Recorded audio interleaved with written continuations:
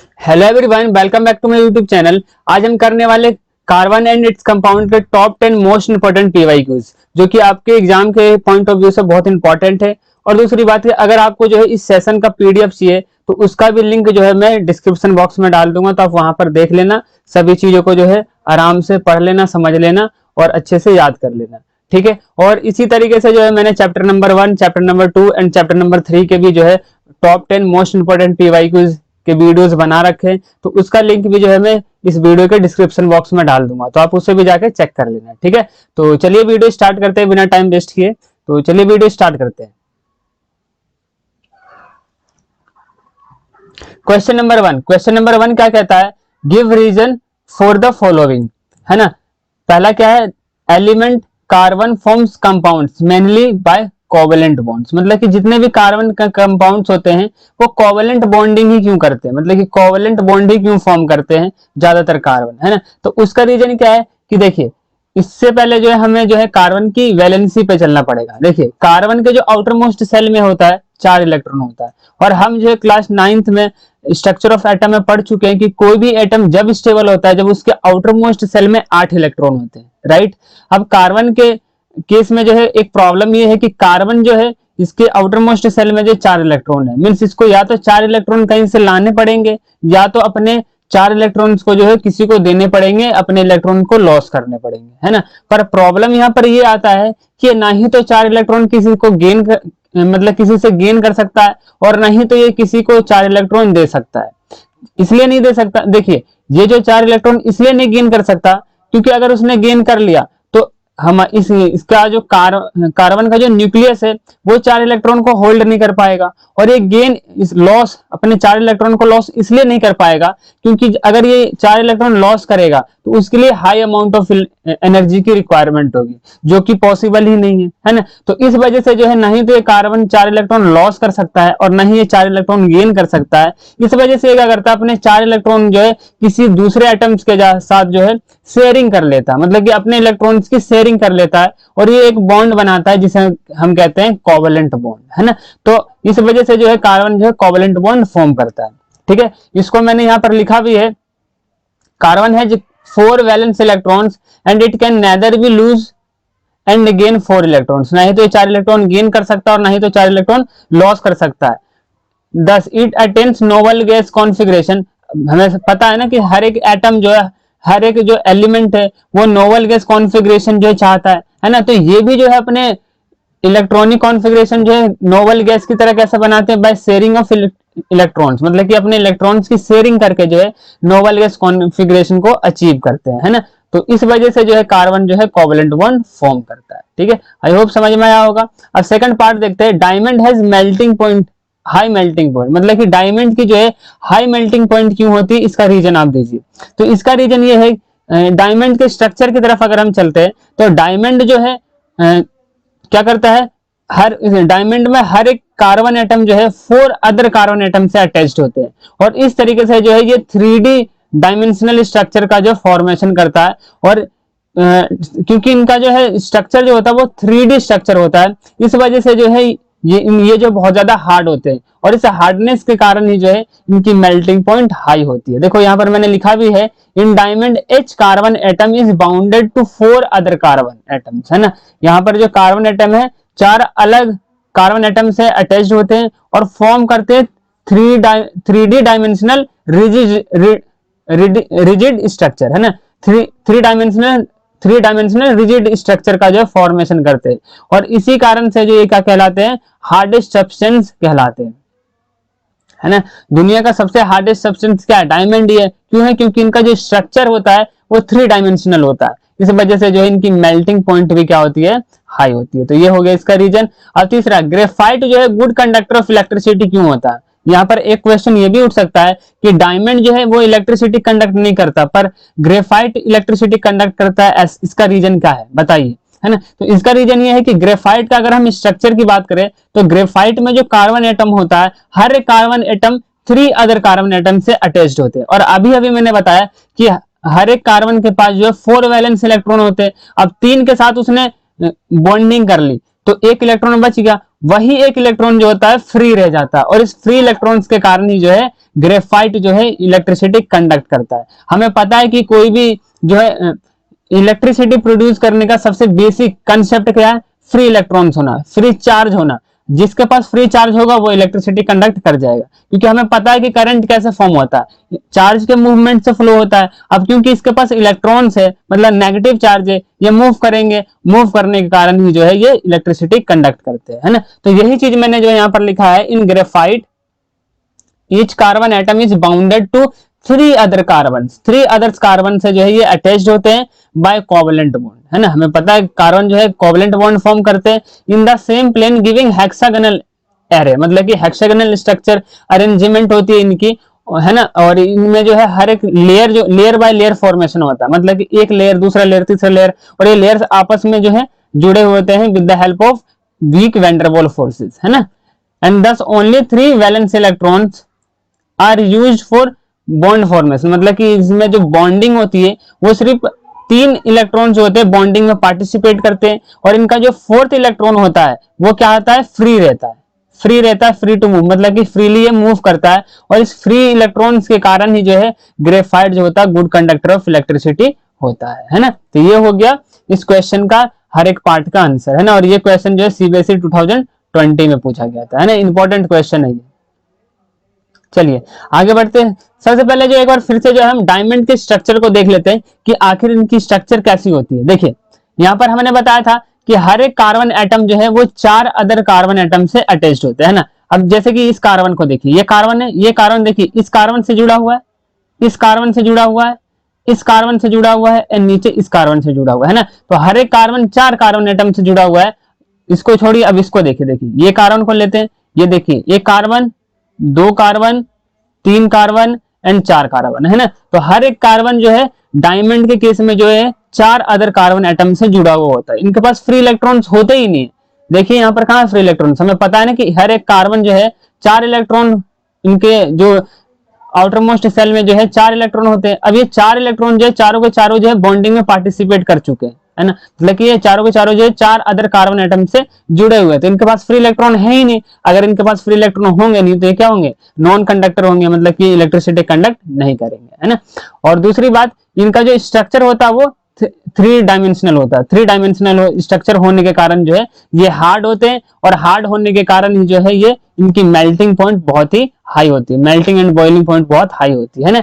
तो यही सारी बातें जो मैंने यहाँ पर लिखा है, etch carbon atom is linked with other four carbon atom by strong covalent bond, है ना। कोवेलेंट बॉन्ड से जो है हर एक कार्बन चार अदर कार्बन से अटैच्ड होता है ना।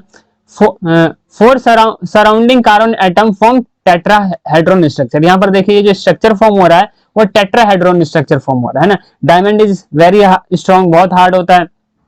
Diamond is non conductor of electricity. अभी मैंने डिस्कस कर लिया कि ये नॉन कंडक्टर क्यों है, because there is a no free electrons in diamond crystal, है ना। डायमंड के क्रिस्टल में जो है फ्री इलेक्ट्रॉन्स होते ही नहीं है। फ्री इलेक्ट्रॉन नहीं होंगे तो मूव नहीं करेंगे, मूव नहीं करेंगे तो ये इलेक्ट्रिसिटी कंडक्ट नहीं करेंगे, है ना। इनकी मेल्टिंग एंड बॉइलिंग पॉइंट क्या होती है, हाई होती है, ठीक है। तो ये हो गया डायमंड के बारे में। अब आगे चलते हैं, आगे जरा ग्रेफाइट के बारे में भी समझ लेते हैं। ग्रेफाइट में अगर हम ध्यान से देखें, ये इस कार्बन को देखिए, ये कार्बन हो गया। अब देखिए यहाँ पर एक, दो, है ना, और इधर एक तीसरा, तीन कार्बन से जुड़ा हुआ है। इस कार्बन को देखिए, देखिए ये कार्बन, ये अच्छे से समझ में आएगा। देखिए एक कार्बन, दो कार्बन एंड तीसरा कार्बन, है ना। तो हर एक कार्बन जो है तीन अलग अलग कार्बन से जो है जुड़े हुए होते हैं यहाँ पे, है ना। इस कार्बन को देखिए, इस कार्बन को देखिए, देखिए एक कार्बन, दो कार्बन एंड तीन कार्बन, है ना। तो ग्रेफाइट के केस में जो है हर एक कार्बन जो है तीन कार्बन से जुड़ा हुआ रहता है ना। और यहाँ पर देखिए एक हेक्सागोनल स्ट्रक्चर, देखिए हेक्सागोनल किसे कहते हैं, जिनके 6 साइड होते हैं। तो देखिए एक साइड, दो साइड, तीन साइड, चार साइड, पांच साइड, 6 साइड, है ना। तो यहाँ पर जो हेक्सागोनल स्ट्रक्चर फॉर्म होता है, वहां पर क्या हो रहा था, टेट्राहेड्रल स्ट्रक्चर जो है यहाँ पर फॉर्म हो रहा था, है ना। और यहाँ पर ग्रेफाइट के केस में जो है हेक्सागोनल स्ट्रक्चर का जो फॉर्मेशन होता है, और यहाँ पर जो है हेक्सागोनल आपस में जुड़कर जो है एक लेयर का फॉर्मेशन करते हैं, जो कि लेयर बाय लेयर जो है एक दूसरे से जुड़े हुए होते हैं with the help of weak van der Waals forces. देखिए वीक वैंडरवॉल फोर्सेस से जो है ये जो लेयर बाय लेयर का फॉर्मेशन करते हैं ग्रेफाइट, और ये लेयर्स जो है होते हैं आपस में जो है वीक वैंडरवॉल फोर्सेस से जो है कनेक्टेड होते हैं। ठीक है, यहाँ पर देखिए graphite crystal consist of layer of carbon atom, है ना, कार्बन एटम इसका लेयर्स होता है जो कि आपस में कनेक्टेड होते हैं with the help of weak van der Waals forces. ठीक है, अब और देख लेते हैं।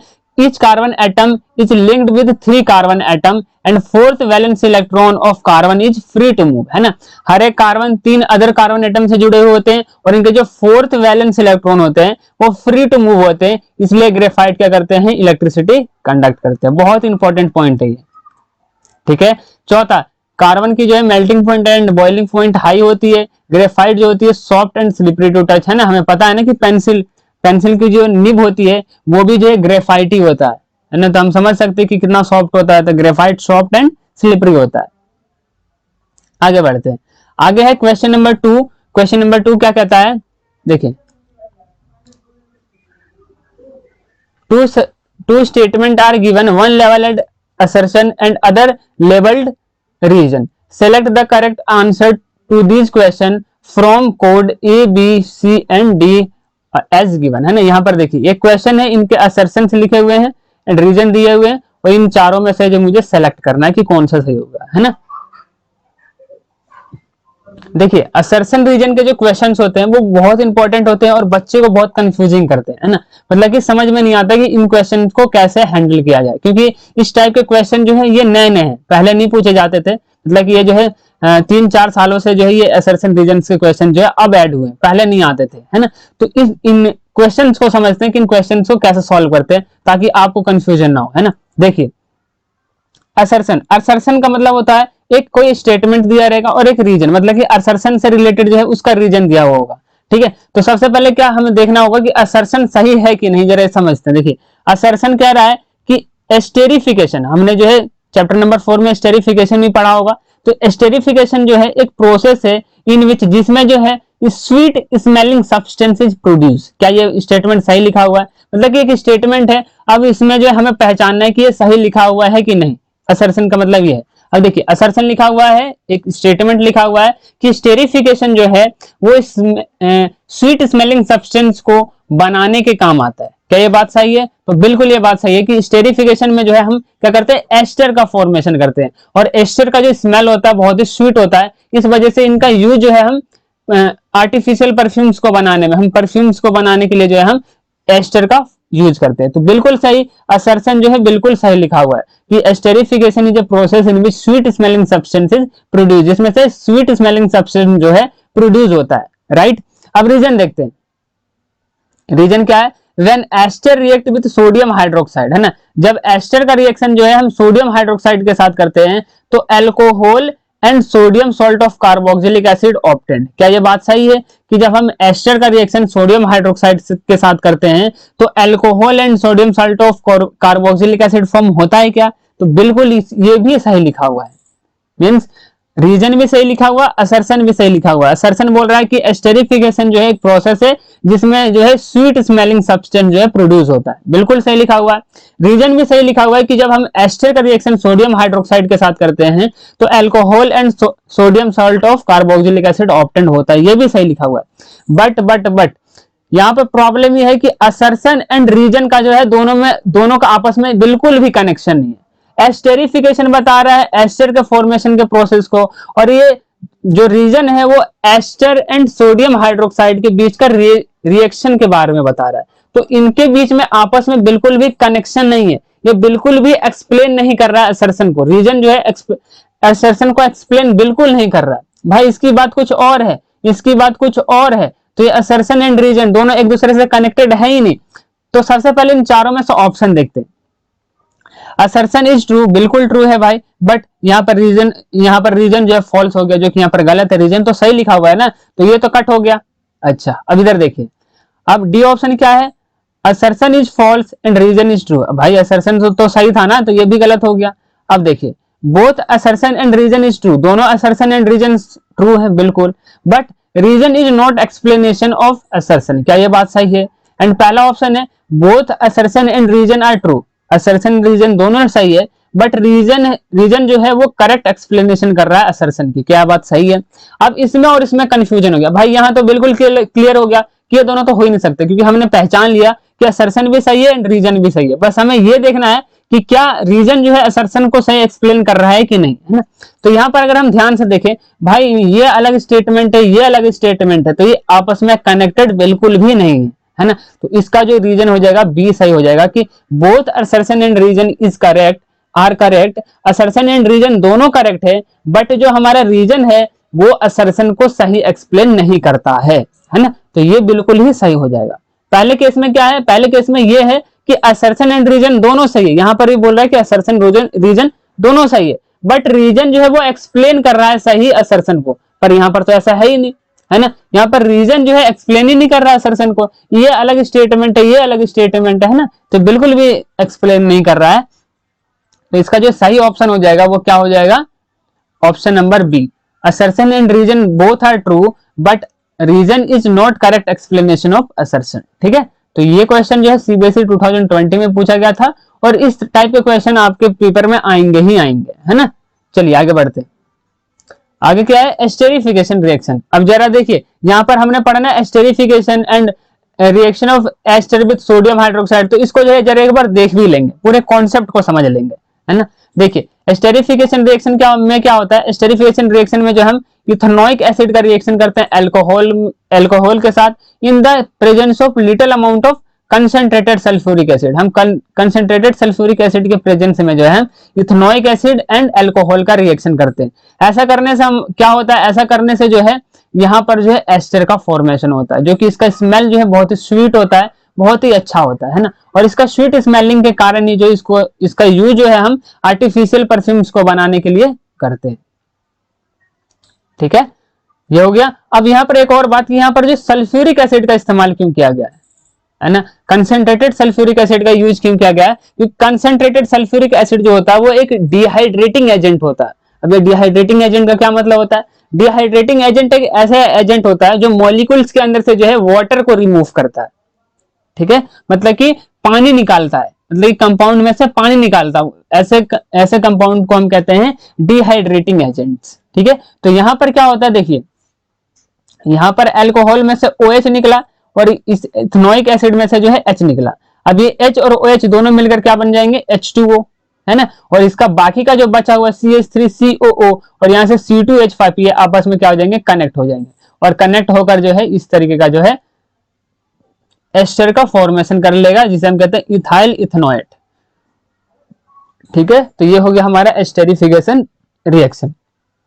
यहाँ पर एक नोट लिखा हुआ है, ड्यू टू प्लीजेंट स्मेल, बहुत अच्छा स्मेल होने के कारण जो एस्टर का यूज जो है हम आर्टिफिशियल परफ्यूम्स को बनाने के लिए करते हैं।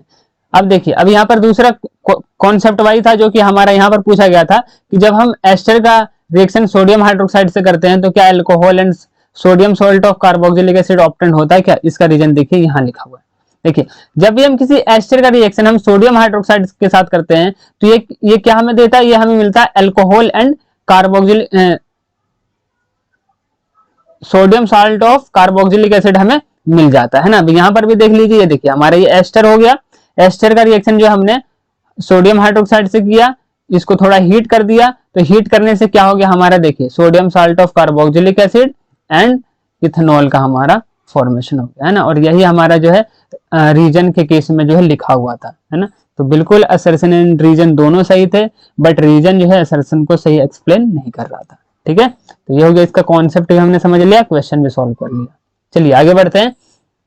एक और क्वेश्चन है, ये इस क्वेश्चन में क्या कहता है, ये भी एक असर्शन रीजन वाला क्वेश्चन है, इसको भी एकदम बिल्कुल वैसे ही सॉल्व करेंगे जैसे अभी अभी हमने सॉल्व किया।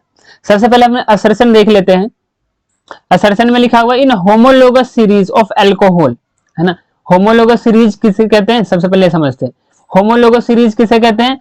होमोलोगस सीरीज एक ऐसा मेंबर होता है मतलब कि ऐसे मेंबर्स होते हैं कंपाउंड्स के जिनके chemical and physical properties and इनकी प्रॉपर्टीज जो होती है ऑलमोस्ट सेम होती है। ठीक है, और इनका जो मतलब कि कॉन्जुगेटिव मेंबर्स होते हैं वो CH2 मेंबर से जो है डिफर करते हैं। अभी मैं समझाऊंगा कि मैं ये क्या कह रहा हूं, बट अभी के लिए इतना समझ लीजिए कि होमोलोगस ऑफ एल्कोहल में क्या होता है, होमोलोगस ऑफ एल्कोहल का मतलब है एल्कोहल के मेंबर्स, मतलब कि ऐसे कंपाउंड्स जो एल्कोहल में आते हैं, है ना, उनका जो सेकंड मेंबर है वो इथेनॉल है क्या, C2H5OH, है ना, ये इथेनॉल हो गया। एंड थर्ड मेंबर प्रोपेनॉल होता है क्या, मतलब कि सेकंड, मतलब कि अल्कोहल के ग्रुप में जो है सेकंड मेंबर जो होता है वो इथेनॉल होता है एंड थर्ड मेंबर प्रोपेनॉल होता है क्या। तो बिल्कुल ये सही लिखा हुआ है। हमारा अल्कोहल के ग्रुप में अगर देखें तो सबसे पहले आता है मिथनॉल, फिर होता है इथेनॉल, फिर आता है प्रोपेनॉल, ब्यूटेनॉल, है ना, पेंटेनॉल, हेक्सेनॉल, है ना, इस तरीके से आता है ना। तो इसका जो सेकंड मेंबर होगा वो इथेनॉल ही होगा एंड थर्ड मेंबर जो होगा वो क्या होगा, प्रोपेनॉल हो जाएगा।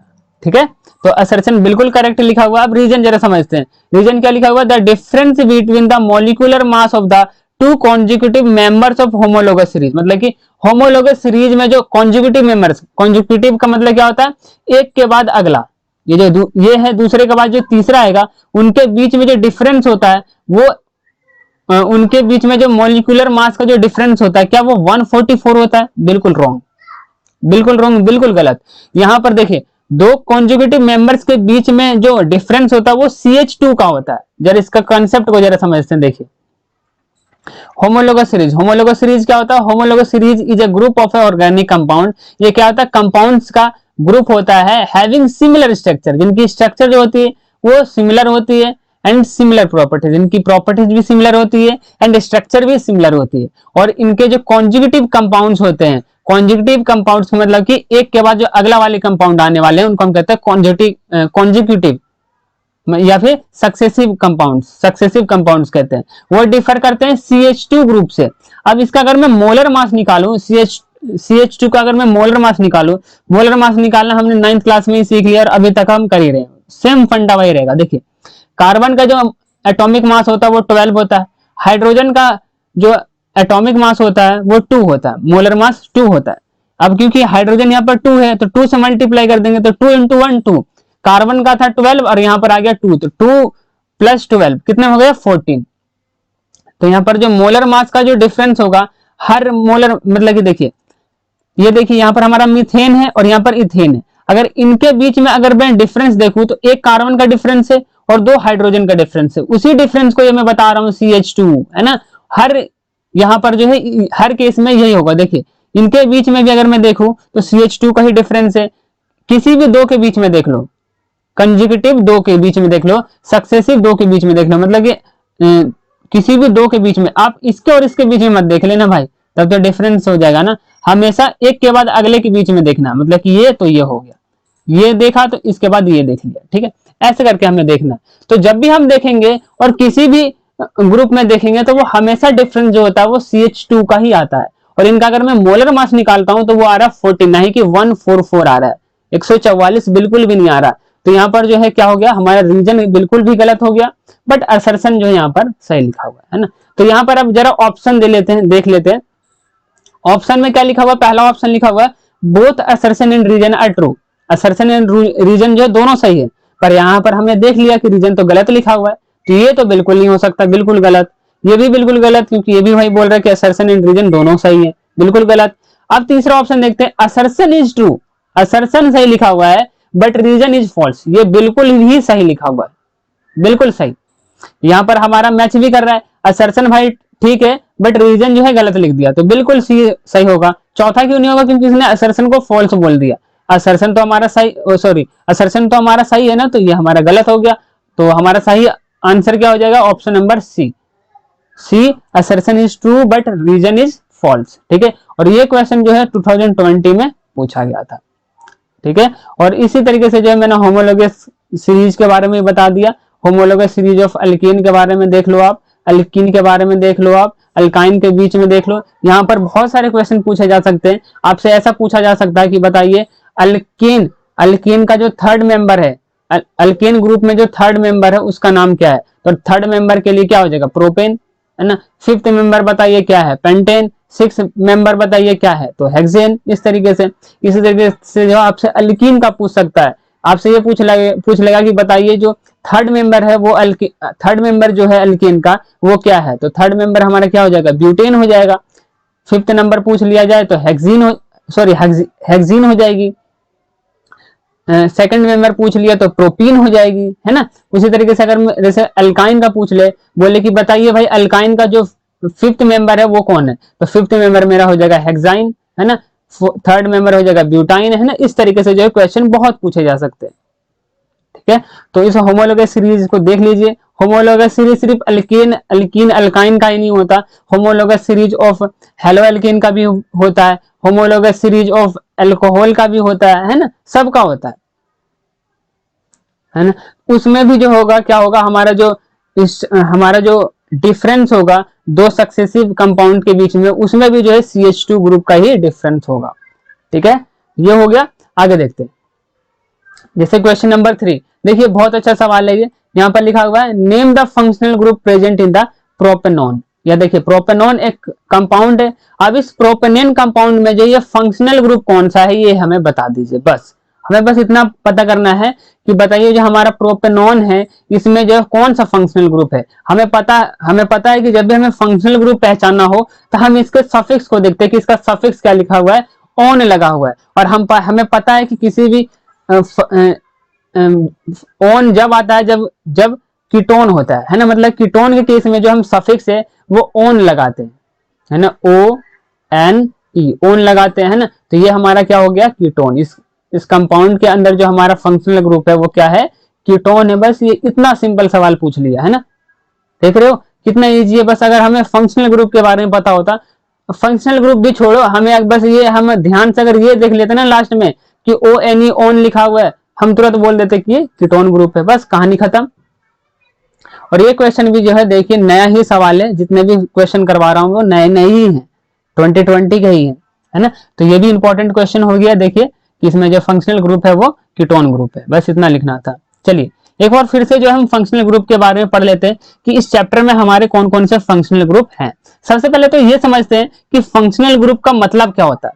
फंक्शनल ग्रुप जो है देखिए एटम भी हो सकता है और ग्रुप ऑफ एटम भी हो सकता है ना। मीन्स मॉलिक्यूल भी हो सकता है और एटम भी हो सकता है, जो क्या करते हैं किसी भी ऑर्गेनिक कंपाउंड के प्रॉपर्टीज को डिसाइड करते हैं।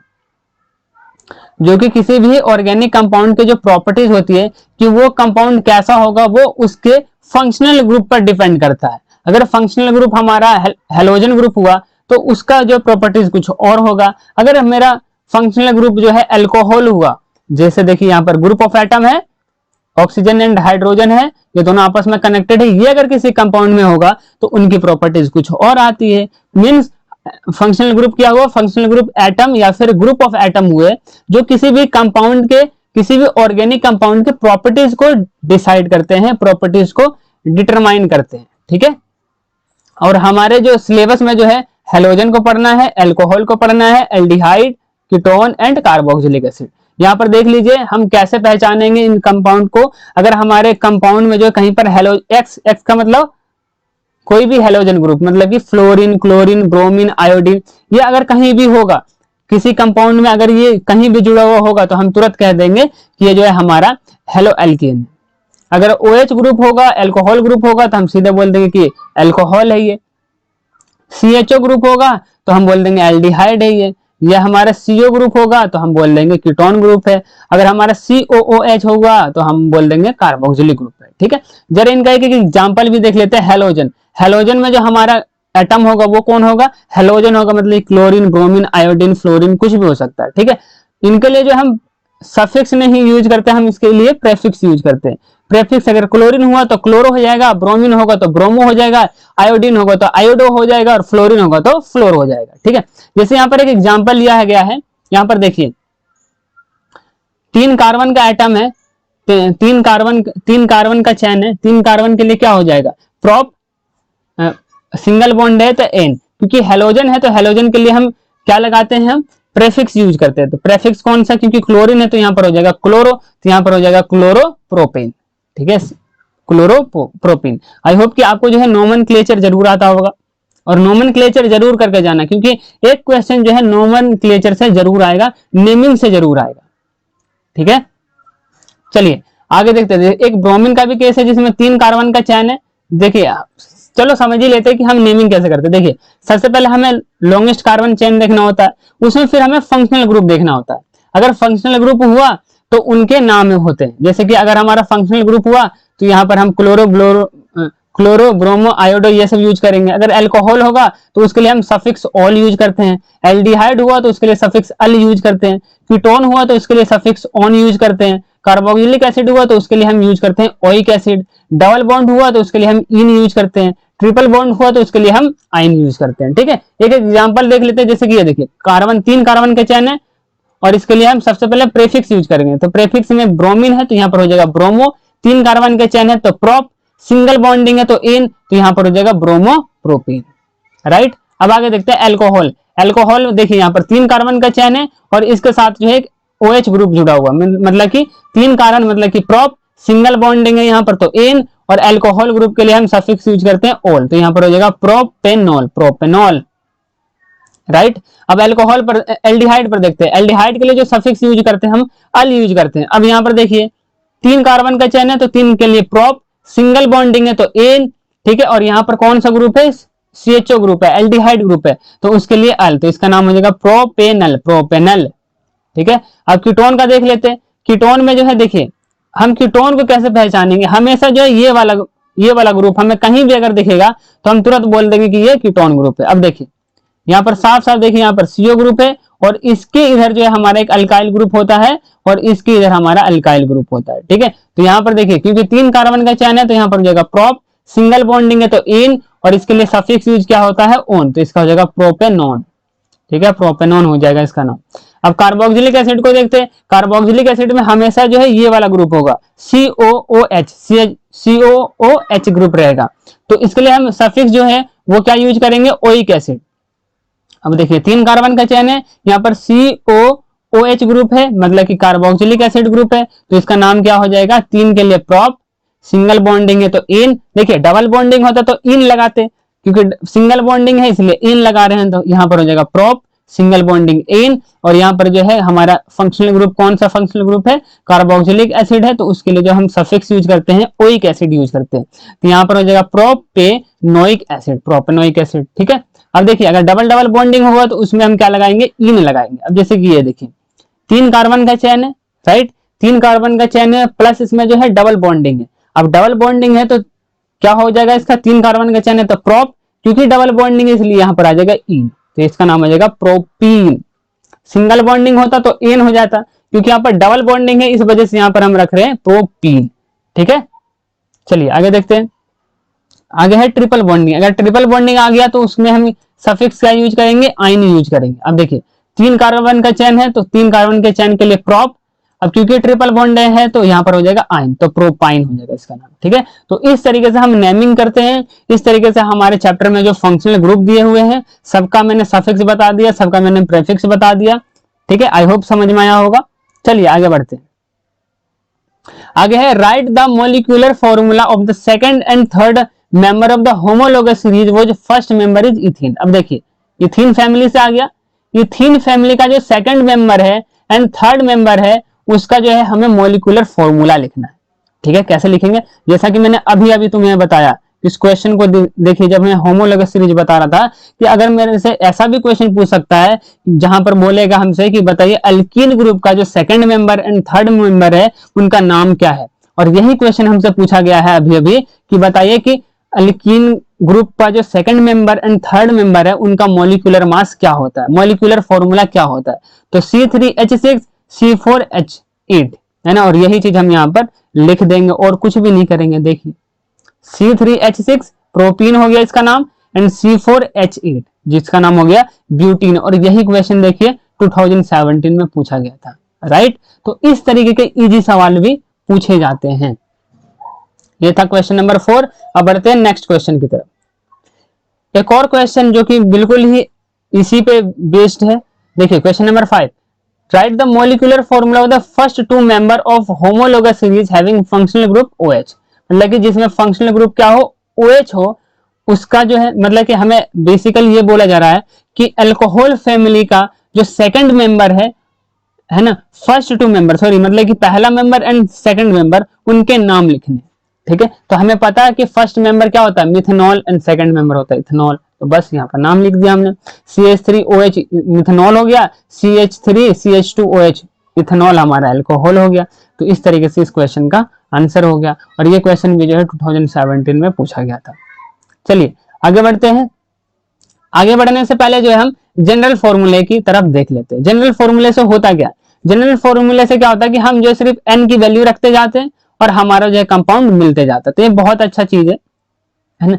जैसे मान लो किसी ने बोला कि बताइए भाई प्रोपेन, प्रोपेन को हम कैसे लिखेंगे, मतलब कि प्रोपेन का मॉलिक्यूलर फॉर्मूला क्या होगा। तो प्रोपेन, प्रोपेन कब आता है, जब n इज इक्वल टू 3, मतलब जिस कंपाउंड में 3 कार्बन हो उसे हम कहते हैं प्रोपेन। तो क्योंकि हमसे प्रोपेन पूछा गया है, तो अगर हमें ये फॉर्मूला याद हुआ, जहां पर एल्केन का जो जनरल फॉर्मूला होता है वो होता है CnH2n+2, मतलब कि जितने कार्बन होंगे उसके डबल हाइड्रोजन से +2, मतलब कि हाइड्रोजन जो होगा उसके इसमें कार्बन से डबल से 2 ज्यादा होगा। मतलब कि अगर कार्बन मेरा 2 है तो हाइड्रोजन उसके इसमें कितने हो जाएंगे, कार्बन से डबल, तो कार्बन से डबल 4, और 4 में 2 और ऐड करना, मीन्स 4 और 2 6, मतलब कि अगर कार्बन मेरा हुआ 2 तो हाइड्रोजन उसके इसमें होगा 6।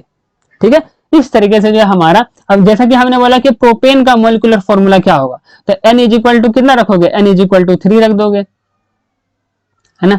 यहाँ पर जैसे n इज इक्वल टू 3 रखोगे तो यह आ जाएगा CnH, 3 दूनी 6 और 6 और प्लस 2, 6 और 2 8, तो यहाँ पर हो जाएगा C3H8, है ना। C3H8 इसका जो है प्रोपेन का जो है मॉलिक्यूलर फॉर्मूला हो जाएगा। उसी तरीके से अल्कीन का मॉलिक्यूलर फॉर्मूला होता है CnH2n, अल्काइन का होता है CnH2n-2। देखिए अल्कीन के केस में जितने कार्बन होंगे उसके डबल हाइड्रोजन होंगे, अल्काइन के केस में जितने कार्बन होंगे उसके डबल का 2 कम होगा। मतलब कि अगर कार्बन जो है मेरा 4 है तो उस केस में हाइड्रोजन जो होगा 4 दूनी 8, 8 में 2 माइनस, मतलब कि 6, मतलब कि 4 कार्बन 6 हाइड्रोजन। हेलो एल्केन का मॉलिक्यूलर फॉर्मूला होता है CnH2n+1, मतलब कि कार्बन जितने होंगे उसके डबल का एक ज्यादा हाइड्रोजन होगा और उसमें एक हेलोजन ग्रुप होगा। अल्कोहल के केस में भी वही सिमिलर केस है, जितने कार्बन होंगे उसके डबल का एक ज्यादा हाइड्रोजन होगा और उसमें अल्कोहल ग्रुप हमारा प्रेजेंट होगा, OH ग्रुप हमारा प्रेजेंट होगा। तो इस तरीके से जो है कुछ जनरल फॉर्मूलेज हैं कंपाउंड्स के, वो मैंने आपको बता दिए। ठीक है, बढ़ते हैं नेक्स्ट क्वेश्चन की तरफ। नेक्स्ट क्वेश्चन है question number 6, right the molecular formula of the following compound and draw the electron dot structure. ये बहुत इंपॉर्टेंट है। इससे पहले जब हम चैप्टर नंबर 3 के मोस्ट इंपॉर्टेंट पीवाईक्यूज देख रहे थे तो उसमें जो है हमने क्या देखा था, इलेक्ट्रॉन ट्रांसफर से जो हमने एक स्ट्रक्चर बनाया था जिसे हम बोलते हैं आयनिक कंपाउंड। मैग्नीशियम क्लोराइड का जो हमने जो है एक आयनिक कंपाउंड बनाया था जहां पर इलेक्ट्रॉन के ट्रांसफर हो रहे थे। यहाँ पर इलेक्ट्रॉन का ट्रांसफर नहीं होगा, यहाँ पर इलेक्ट्रॉन की शेयरिंग होगी, जिसे हम कहते हैं कोवेलेंट कंपाउंड, है ना। तो इस तरीके के सवाल भी पूछा जा सकता है जहां पर बोल देगा ऐसा कि बताइए इथेन का जो है स्ट्रक्चर ड्रॉ करके दिखाइए। इलेक्ट्रॉन डॉट स्ट्रक्चर की हेल्प से जो है हमें जो है क्या करिए, इथेन का जो है स्ट्रक्चर ड्रॉ करके दिखाइए। अब आपको दिखाना पड़ेगा। सबसे पहले जिसने बोला कि इथेन का बताइए मॉलिक्यूलर फॉर्मूला, यहाँ पर लिखा ना मॉलिक्यूलर फॉर्मूला बताइए, तो मॉलिक्यूलर फॉर्मूला के लिए या तो आप याद हो तो बहुत अच्छी बात है, वरना अगर आपको ये फॉर्मूला याद हो अल्कीन का, तो अल्कीन का मैंने बताया था CnH2n+2। यहाँ पर क्योंकि इसने बोला है कि किसका बोलो, इथेन का, तो इथेन मतलब इथ का मतलब 2, अब 2 बोला है तो n की वैल्यू 2 रख दिए, तो C2H, 2 दूनी 4 और 4 और 2 6, तो यहाँ पर जो C2H6। ठीक है, तो यहाँ पर जो इसका जो मॉलिक्यूलर फॉर्मूला हो जाएगा वो C2H6 हो जाएगा, इसका मॉलिक्यूलर फॉर्मूला ऑफ इथेन का। और इसका अगर हम स्ट्रक्चर की बात करें, स्ट्रक्चर को समझने से पहले जो है इसका जरा कंसेप्ट को समझते हैं कि इसका कंसेप्ट क्या है। देखिए कार्बन का जो एटॉमिक नंबर होता है वो 6 होता है। इसका अगर हम इलेक्ट्रॉनिक कॉन्फ़िगरेशन की बात करें तो ये होता है 2 and 4, राइट। अब देखिए इसके आउटर मोस्ट सेल में कितने इलेक्ट्रॉन है, 4। अब नहीं तो ये 4 इलेक्ट्रॉन कहीं से ले सकता है, नहीं तो ये 4 इलेक्ट्रॉन लूज कर सकता है, तो ये क्या करता है अपने 4 इलेक्ट्रॉन की शेयरिंग कर लेता है। ठीक है, अब ये शेयरिंग किसके साथ कर रहा है जरा उससे देखते हैं। Atomic number of hydrogen, hydrogen का जो एटॉमिक नंबर होता है वो कितना होता है, 1। एंड इलेक्ट्रॉनिक कॉन्फ़िगरेशन की बात करें हाइड्रोजन का तो वो भी होता है हमारा 1। ठीक है, अब हम क्या करने वाले हैं, अब हम इथेन का जो है इलेक्ट्रॉन डॉट स्ट्रक्चर समझने वाले हैं। देखिए कार्बन के 4 इलेक्ट्रॉन होने थे, देखिए इसने 1 इलेक्ट्रॉन यहां रखा, 1 इलेक्ट्रॉन यहां रखा, 1 इलेक्ट्रॉन यहां रखा, 1 इलेक्ट्रॉन इसने यहां रखा। अब ये क्या करता है, क्योंकि इसको देखिए 4 इलेक्ट्रॉन की जरूरत है, ये कहीं से अपना 4 इलेक्ट्रॉन लाना चाहता है ताकि इसके आउटर मोस्ट सेल में जो है 8 इलेक्ट्रॉन हो जाए और ये जो है नोबल गैस कॉन्फ़िगरेशन जो कॉन्फ़िगरेशन है उसको वो अचीव कर ले, यही बस ये चाहता है। ठीक है, 4 इलेक्ट्रॉन चाहिए, एक हाइड्रोजन अपना लेके आया एक इलेक्ट्रॉन, एक हाइड्रोजन दूसरे हाइड्रोजन ने लाया एक इलेक्ट्रॉन, एक तीसरे हाइड्रोजन ने इलेक्ट्रॉन लाया। अब इसको लाने के बाद जो यहाँ पर देखिए 2 2 4 और 2 6 इलेक्ट्रॉन और एक कार्बन का अपना खुद का था 7 इलेक्ट्रॉन। अभी भी इसको जो है एक इलेक्ट्रॉन की जरूरत है अपने ऑक्टेट को कंप्लीट करने के लिए। तो क्या करेगा, एक बगल से जो है कार्बन को बुला कर आएगा, बोलेगा भाई अपना एक इलेक्ट्रॉन तू मेरे को दे, मैं अपना एक इलेक्ट्रॉन तुझे देता हूं, हम दोनों क्या कर लेते हैं, बॉन्ड बनाएंगे फिर, है ना। जिससे क्या हुआ, तेरा भी भाई ये काउंट में आएगा और तेरा इलेक्ट्रॉन भी मेरा काउंट में आएगा, है ना। मतलब कि हम दोनों जो आपस में शेयरिंग कर लेते। अब जैसे ही इन एटम्स ने जो है शेयर किया, अब आप ध्यान से देखिए तो ये जो सर्कल में जो है पूरे 8 के 8 इलेक्ट्रॉन हो गए, मीन्स कार्बन जो है स्टेबल हो गया अपने इलेक्ट्रॉन को शेयर करके, जो है अपने 4 इलेक्ट्रॉन खुद के और 4 इलेक्ट्रॉन दूसरे एटम के जो है शेयरिंग से जो है इसने अपना आउटर मोस्ट सेल को जो है 8, मतलब कि इसका जो कॉन्फ़िगरेशन है वो स्टेबल हो गया। ठीक है, इसी तरीके से दूसरा कार्बन भी जो है एक हाइड्रोजन को पकड़ के लाया, दूसरे हाइड्रोजन को पकड़ के लाया, तीसरे हाइड्रोजन को पकड़ के लाया, इनके साथ इन्होंने शेयरिंग किया एक इलेक्ट्रॉन की और ये भी जाके जो है स्टेबल हो गया। अब यहाँ पर देखिए कार्बन ही सिर्फ स्टेबल नहीं हुआ, यहाँ पर हाइड्रोजन भी स्टेबल हुआ है। मतलब कि भाई म्यूचुअल शेयरिंग हो रहा है, मीन्स इसमें जो है दोनों का फायदा होगा, मतलब कि जो दो पार्टिसिपेट करने वाले हैं उन दोनों का फायदा होगा। तो यहाँ पर फायदा हाइड्रोजन का भी हुआ। देखिए हाइड्रोजन को भी जो है अपना इस आउटर मोस्ट सेल को कंप्लीट करने के लिए जो है एक इलेक्ट्रॉन की जरूरत है, क्योंकि हमें पता है कि फर्स्ट सेल में जो इलेक्ट्रॉन चाहिए होता है वो हमें सिर्फ 2 इलेक्ट्रॉन चाहिए होता है ना। अब क्योंकि इसके पास एक है, एक और कहीं से वो लाना चाहता है, तो यहाँ पर हाइड्रोजन जो है कार्बन के साथ शेयरिंग कर लिया और यहाँ पर देखिए इसके पास भी 2 इलेक्ट्रॉन हो गए, इस कार्बन के पास भी 8 इलेक्ट्रॉन हो गए, इस कार्बन के पास भी 8 इलेक्ट्रॉन हो गए और इस तरीके से जो है स्टेबल हो गए। और इस तरीके से जो हम जो है स्ट्रक्चर भी ड्रॉ कर देंगे, है ना। तो इस तरीके से हमारा स्ट्रक्चर हो गया। ठीक है, अब देखते हैं जरा इथीन का स्ट्रक्चर। ठीक है, इथीन का स्ट्रक्चर देखें, सबसे पहले मॉलिक्यूलर फॉर्मूला बात करें इथीन का, तो अगर हमें जनरल फॉर्मूला याद हो तो वहां पर CnH2n होता है, n की वैल्यू 2 रखिए तो C2H4 हमारा आंसर आ जाएगा। ठीक है, अब ये इथीन हो गया। अब इथीन का जो है इलेक्ट्रॉन रोटेट स्ट्रक्चर जो है कुछ इस तरीके से होगा। कार्बन अपने एक इलेक्ट्रॉन हाइड्रोजन के साथ शेयरिंग करेगा, दूसरे हाइड्रोजन के साथ करेगा और 2 इलेक्ट्रॉन जो है दूसरे कार्बन के साथ करेगा और इस तरीके से जो अपना स्टेबल हो जाएगा। देखिए 8 इलेक्ट्रॉन हो गया, हाइड्रोजन के भी 8 इलेक्ट्रॉन हो गए, इस कार्बन के भी 8 इलेक्ट्रॉन हो गए, इस हाइड्रोजन के भी 2 इलेक्ट्रॉन हो गए और इस तरीके से जो स्टेबल हो गया। और इसी तरीके से जो है आपको ड्राइंग बनाना है, स्ट्रक्चर बनाना है अगर कहीं क्वेश्चन पूछा जाए तो।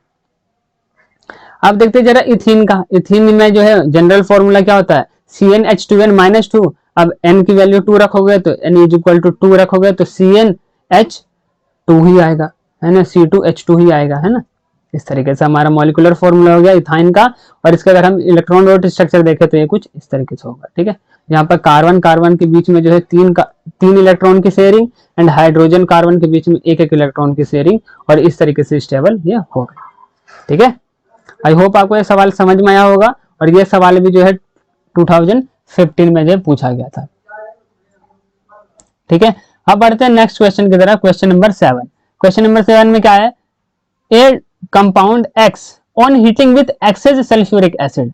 मतलब कि एक कंपाउंड है X, ठीक है, उसको जो है सल्फ्यूरिक एसिड के साथ जो हीट किया जाता है अप टू 443 केल्विन, मतलब कि 443 केल्विन सेल्सियस टेम्परेचर तक जो है इसको हीट किया जाता है। हीट ऐसा करने से क्या होता है, एक अनसैचुरेटेड हाइड्रोकार्बन Y। सबसे पहले हम समझेंगे कि अनसैचुरेटेड हाइड्रोकार्बन का मतलब क्या होता है। ठीक है, उससे पहले क्वेश्चन समझते हैं। X जो है मतलब कि ये कंपाउंड हमारा X कंपाउंड जो है वो सोडियम मेटल के साथ भी रिएक्शन करता है और रिएक्शन करने के बाद जो है एक कलरलेस गैस का जो है इवॉल्व करता है, कलरलेस गैस जो है रिलीज करता है। तो हमें जो XYZ हमारा जो यहाँ पर यूज किया गया है वो क्या है, इनको हमें आइडेंटिफाई करना है, हमें बताना है और इनके जो है केमिकल इक्वेशंस भी लिखने हैं। ठीक है, अब जरा क्वेश्चन को समझते हैं कि क्वेश्चन क्या है। देखिए सबसे पहले हमें जो है X कंपाउंड दिया गया है, हमें नहीं पता कि ये कंपाउंड क्या है, पर हमें यह पता है कि इस कंपाउंड को जब हम sulphuric acid, concentrated sulphuric acid के साथ जो है हीट करते हैं अप टू 443 केल्विन, तो एक अनसैचुरेटेड हाइड्रोकार्बन Y हमें फॉर्म होता है। मतलब कि एक दूसरा कंपाउंड Y फॉर्म होता है जो कि क्या होता है, अनसैचुरेटेड हाइड्रोकार्बन। अब सबसे पहले ये समझते हैं कि unsaturated hydrocarbon and saturated hydrocarbon या सैचुरेटेड कंपाउंड का मतलब क्या होता है। सैचुरेटेड कंपाउंड उसे कहते हैं जिसमें कार्बन कार्बन के बीच में सिंगल बॉन्ड होता है, जहां कार्बन कार्बन के बीच में सिंगल बॉन्ड होता है। और अनसैचुरेटेड कंपाउंड उसे कहते हैं जहां पर कार्बन कार्बन के बीच में डबल बॉन्ड होता है या ट्रिपल बॉन्ड होता है। ठीक है, अगर कार्बन कार्बन के बीच में सिंगल बॉन्ड तो वो होगा सैचुरेटेड हाइड्रोकार्बन, अगर कार्बन कार्बन के बीच में डबल बॉन्ड या ट्रिपल बॉन्ड तो समझेंगे अनसैचुरेटेड हाइड्रोकार्बन। अल्केन जो है वो हमारा सैचुरेटेड हाइड्रोकार्बन होता है, क्योंकि अल्केन के केस में कार्बन कार्बन के बीच में जो है सिंगल बॉन्डिंग होती है, एंड अल्कीन एंड अल्काइन के बीच जो है अनसैचुरेटेड हाइड्रोकार्बन होते हैं, क्योंकि अल्कीन के केस में कार्बन कार्बन के बीच में जो बॉन्डिंग होती है वो डबल होती है एंड डबल बॉन्डिंग होती है, और अल्काइन के केस में जो है कार्बन कार्बन के बीच में ट्रिपल बॉन्डिंग होती है। इस वजह से अल्कीन एंड अल्काइन को अनसैचुरेटेड हाइड्रोकार्बन कहते हैं एंड अल्केन को हम सैचुरेटेड हाइड्रोकार्बन कहते हैं। ठीक है, तो वही है, एक्स कंपाउंड को जो है हम हीट करते हैं in the presence of concentrated sulphuric acid, तो एक अनसैचुरेटेड हाइड्रोकार्बन हमें मिलता है। अब जरा दिमाग पे जोर दीजिए और समझने की कोशिश कीजिए कि ये रिएक्शन जो है हम चैप्टर नंबर 4 में कहां पढ़े। जरूर आपने जो है डिहाइड्रेशन वाले टॉपिक में पढ़ा होगा, जहां पर हम क्या करते हैं, अल्कोहल का जो है डिहाइड्रेशन करते हैं, किसके साथ, सल्फ्यूरिक एसिड के साथ एट टेम्परेचर 443 केल्विन, है ना। ऐसा करने से क्या होता है, अल्कोहल में क्या हम लेते हैं, इथेन, इथेनॉल लेते हैं, इथेनॉल लेते हैं, है ना। अब इथेनॉल में जो है कंसंट्रेटेड सल्फ्यूरिक एसिड क्या करता है, इथेनॉल का जो है इधर का H और इधर का OH ये दोनों को उड़ा देता है और उड़ाकर जो है यहाँ पर पानी निकाल देता है। अब जैसे यहाँ पर ये बॉन्ड टूटा, यहाँ पर एक बॉन्ड फॉर्म हो जाएगा। अब यहाँ पर बॉन्ड क्यों फॉर्म हुआ, हमें पता है कि कार्बन जो है हमेशा 4 बॉन्ड फॉर्म करता है, क्योंकि यहाँ का एक बॉन्ड और यहाँ का एक बॉन्ड टूटा है, तो भाई अगर ये बॉन्ड अगर टूट जाएगा तो एक और एक, दो और एक, तीन ही बॉन्ड बचेगा, इसको तो 4 बॉन्ड बनाने। इस वजह से जो है ये, अब इसका भी नुकसान हुआ ना कि ये गया, तो इसका भी 3 बॉन्ड बचेगा, तो ये बोलेगा कि भाई हम दोनों आपस में एक बॉन्ड बना लेते हैं ना। तो इस तरीके से जो यहाँ पर जो है डबल बॉन्डिंग आ जाएगी। यहाँ पर ध्यान से देखिए, यहाँ पर सिंगल बॉन्डिंग है, पर जैसे यहाँ पर यहाँ से OH और यहाँ से H उड़ा, यहाँ से HOH उड़ के जो है यहाँ पर वाटर का फॉर्मेशन हो गया और यहाँ पर जो है डबल बॉन्डिंग आ जाएगी। ठीक है, अब यहाँ पर ये समझते कि यहाँ पर हमने जो कंसंट्रेटेड सल्फ्यूरिक एसिड यूज क्यों किया। कंसंट्रेटेड सल्फ्यूरिक एसिड हमने इसलिए यूज किया क्योंकि कंसंट्रेटेड सल्फ्यूरिक एसिड जो होता है वो एक डिहाइड्रेटिंग एजेंट होता है। डिहाइड्रेटिंग एजेंट हम उसे कहते हैं जो कंपाउंड में से वाटर को रिमूव करता है ना, जो मॉइस्चर को रिमूव करता है। यहाँ पर हम देख सकते हैं कि यहाँ से जो वाटर रिमूव हुआ है, इस वजह से जो है यहाँ पर वाटर का फॉर्मेशन हुआ है ना। तो पहले केस में जो हमारा एक्स है वो एक्स हमारा क्या हो गया, हमारा हो गया इथेनॉल, हमारा इथेनॉल जो हमारा एक्स कंपाउंड हो गया। अब हमारा जो एक्स कंपाउंड का हमने डिहाइड्रेशन किया तो हमें क्या मिला है, एक अनसैचुरेटेड हाइड्रोकार्बन, और अनसैचुरेटेड हाइड्रोकार्बन कौन है हमारा, ये इथीन, है ना। तो इथीन हमारा Y हो गया, एक्स हमारा हो गया इथेनॉल, Y हो गया मेरा इथीन। ठीक है, अब आगे देखते हैं, इसने एक और चीज बोला था कि एक्स को अगर हम सोडियम मेटल के साथ रिएक्शन करते हैं तो एक कलरलेस गैस रिलीज होती है, उसको अभी जरा देखते हैं। देखिए ये हमारा अल्कोहल है, अल्कोहल का जैसे हम सोडियम मेटल के साथ रिएक्शन करते हैं, अब देखिए ये जो है एसिड का रिएक्शन मेटल के साथ जैसा रिएक्शन है, मतलब कि salt and hydrogen gas release होगा, है ना। तब देखिए यहाँ पर क्या हुआ, यहाँ से हाइड्रोजन यहाँ से हटेगा और उसकी जगह जो हाइड्रोजन सोडियम जो है यहाँ पर ऐड हो जाएगा। तो जैसे ही यहाँ पर सोडियम ऐड होगा तो यहाँ पर जो है C2H5O यहाँ पर बिल्कुल सेम रहा, यहाँ पर हाइड्रोजन ऐड हो गया तो यहाँ पर जो होगा N, है ना। तो इसका नाम क्या हो जाएगा, सोडियम इथॉक्साइड। ठीक है, इसे हम कहते हैं सोडियम इथॉक्साइड, और यहाँ पर हाइड्रोजन रिमूव हुआ है तो यहाँ पर जो हाइड्रोजन गैस रिलीज हो जाएगा। ठीक है, और इसी गैस को उसने बोला था कलरलेस गैस, है ना। तो हमारा एक्स क्या हो गया, हमारा एक्स हो गया इथेनॉल, वाई हमारा क्या हो गया इथीन, और हमारा जेड जो हो गया वो हमारा क्या हो गया हाइड्रोजन। ठीक है, तो ये हो गया इस क्वेश्चन का सही आंसर, और इस क्वेश्चन को जो है 2015 में पूछा गया था। और इस तरीके के सवाल जो है बहुत ही ज्यादा पूछे जाते हैं, जहां कंफ्यूजिंग करने के लिए जो है एक्स बोल देते हैं। एक कंपाउंड एक्स लिया, उसको हमने हीट किया तो हमें वाई मिला, वाई का रिएक्शन किया तो एक कलरलेस गैस रिलीज हुई, जिसे हमने जेड कर दिया, तो बताइए एक्स वाई जेड क्या है ना। तो इस तरीके के जो क्वेश्चन है बहुत ही ट्रेंडिंग टॉपिक है और बहुत ही ज्यादा फेवरेट टॉपिक है CBSE वालों का। ठीक है, तो इस तरीके के क्वेश्चन को जो है जरूर करके जाना। चलिए आगे बढ़ते हैं। आगे है डिहाइड्रेशन। सबसे पहले जो है फिर से हम इस कॉन्सेप्ट को, हमने जो ये कॉन्सेप्ट हमने देखा जहां डिहाइड्रेशन समझा, उस कॉन्सेप्ट को जरा एक बार और समझते हैं। देखिए डिहाइड्रेशन क्या होता है, डिहाइड्रेशन में हम जो है अल्कोहल का जो है डिहाइड्रेशन करते हैं। डिहाइड्रेशन ऑफ अल्कोहल का मतलब हुआ removal of water molecule from alcohol, alcohol से वाटर का रिमूव करना डिहाइड्रेशन ऑफ अल्कोहल कहलाता है ना। और डिहाइड्रेशन का मतलब ही होता है किसी भी कंपाउंड में से वाटर को रिमूव करना, ठीक है। तो when ethanol is heated with excess of concentrated sulphuric acid at 170 degree Celsius it get dehydrate to form ethene, है ना। और यही सवाल जो है हमने पीछे भी देखा, जहां पर हमने क्या लिया, एक इथेनॉल लिया, इथेनॉल का रिएक्शन हमने कंसंट्रेटेड सल्फ्यूरिक एसिड के साथ किया। जैसे हम कंसंट्रेटेड सल्फ्यूरिक एसिड के साथ करते हैं तो यहां से OH और यहां से H आपस में क्या हो जाते हैं, निकल जाते हैं। यहां से H निकलेगा, यहां से OH निकलेगा और यहां पर एक डबल बॉन्डिंग आ जाएगी, है ना। यहां पर जैसे ही डबल बॉन्डिंग आई, यहां पर देखिए एक इथीन का फॉर्मेशन हो गया और यहां से वाटर जो है रिमूव हो गया, ठीक है। तो इस तरीके से जो है डिहाइड्रेशन टॉपिक हो गया। और ये डिहाइड्रेशन टॉपिक इंपॉर्टेंट है, इसको सही से पढ़ के जाना। अब देखते हैं क्वेश्चन नंबर 8। क्वेश्चन नंबर 8 क्या कहता है, two compound X and Y have the molecular formula C4H8 and C5H12 respectively, ठीक है। Which one of these is most likely to show addition reaction, ठीक है। Justify your answer. Also give the chemical equation to explain the process of addition reaction in this case. देखिए ये question जो है 2017 में पूछा गया है और इसको जरा समझते हैं कि यह क्या कह रहा है। देखिए दो कंपाउंड है, कार्बन के कंपाउंड है X एंड Y। X हमारा हो गया ये हमारा, ये इसे हम क्या कहेंगे, ब्यूटीन कहेंगे और इसको हम कहेंगे Y, है ना। Y हमारा हो गया पेंटेन, राइट। अब देखिए यहां पर बोला है कि ब्यूटीन एंड प्रोपेन पेंटेन में से जो है कौन एडिशन रिएक्शन शो करेगा, ठीक है। इससे पहले हम ये समझते हैं कि एडिशन रिएक्शन क्या होता है। एडिशन रिएक्शन एक ऐसा रिएक्शन होता है जिनमें छोटे छोटे मॉलिक्यूल्स जैसे कि हाइड्रोजन एंड ऑक्सीजन जो है अनसैचुरेटेड हाइड्रोकार्बन से अटैच्ड होते हैं ताकि वो सैचुरेटेड हाइड्रोकार्बन बन जाए, और इसी रिएक्शन को हम कहते हैं एडिशन रिएक्शन, ठीक है। और यही चीज मैंने यहाँ पे लिखा है, reaction in which small molecules like hydrogen halogen are attached to unsaturated hydrocarbon, unsaturated hydrocarbon से अटैच्ड होते हैं और इसको कन्वर्ट कर देते हैं किसमें, सैचुरेटेड हाइड्रोकार्बन, ठीक है। और इसी चीज को हम कहते हैं एडिशन रिएक्शन, ठीक है। अब पहली बात यहां पर बोला गया है कि भाई X इन दोनों में से जो है, ये जो दोनों हमारा कंपाउंड है ये C4H8 एंड C5H12, इन दोनों में से कौन जो है एडिशन रिएक्शन शो करेगा। और एडिशन रिएक्शन की जो एक कंडीशन होती है कि एडिशन रिएक्शन जो है सिर्फ अनसैचुरेटेड हाइड्रोकार्बन ही शो करते हैं, means alkyne and alkyne show करते हैं, अल्कीन शो नहीं करते हैं। और हमें साफ साफ यहां पर दिया हुआ C5H12, मतलब जितने कार्बन है उसके डबल के प्लस 2 ज्यादा है, मतलब कि एक अल्कीन है। और हमें पता अल्कीन कभी भी एडिशन रिएक्शन शो नहीं करते। अगर ये एडिशन रिएक्शन शो नहीं करते तो यहां पर जो है Y जो है रिएक्शन शो नहीं करेगा।